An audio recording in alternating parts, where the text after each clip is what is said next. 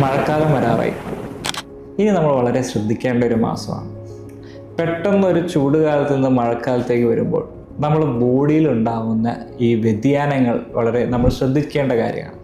കാരണം ഒരു 40 ഡിഗ്രി വരെ അറ്റ്മോസ്ഫിയർ ടെമ്പറേച്ചറിൽ നിന്ന് മഴക്കാലം വരുമ്പോൾ പെട്ടെന്നുണ്ടാവുന്ന ഒരു ഡിപ്പ് ഒരു 20-25 ഡിഗ്രി ആയി മാറും. ഇതിനോട് നമ്മുടെ ശരീരം ചേഞ്ച് ചെയ്യുന്നത് ഡ്രാസ്റ്റിക്കായിട്ട് വളരെ സ്പീഡിലാണ്. ഇത് വരുമ്പോൾ വളരെ ആരോഗ്യ പ്രശ്നങ്ങൾ നമുക്ക് നേരിട്ടേക്കാം.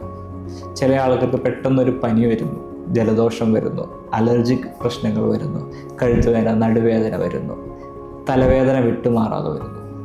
ഇതെല്ലാം പ്രശ്നക്കാരാണ്. ഇതിനുവേണ്ടി നമുക്ക് എന്ത് ചെയ്യാൻ പറ്റും? മഴക്കാലം വരുന്നതിന് മുമ്പേ നമ്മൾ ബോഡിയെ പ്രിപ്പയർ ചെയ്യുക. നമ്മൾ ധാരാളം വെള്ളം കുടിക്കുക.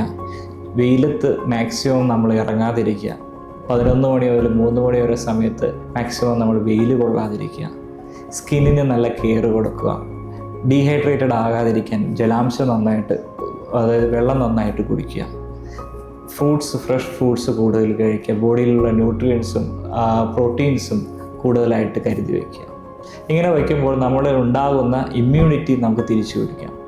മഴക്കാല രോഗങ്ങളിൽ നിന്ന് നമ്മുടെ ബോഡിയിലുള്ള ഇമ്മ്യൂണിറ്റി നമുക്ക് നേടിയാൽ പെട്ടെന്നുണ്ടാകുന്ന ചേഞ്ചസ് നമുക്ക് വലിയൊരു പനിയിൽ നിന്ന് ചെറിയൊരു ചേഞ്ച് മാത്രമാക്കി മാറ്റാം. അതുകൊണ്ട് ആരോഗ്യത്തെ ക്രമീകരിക്കാൻ ശ്രദ്ധിക്കുക.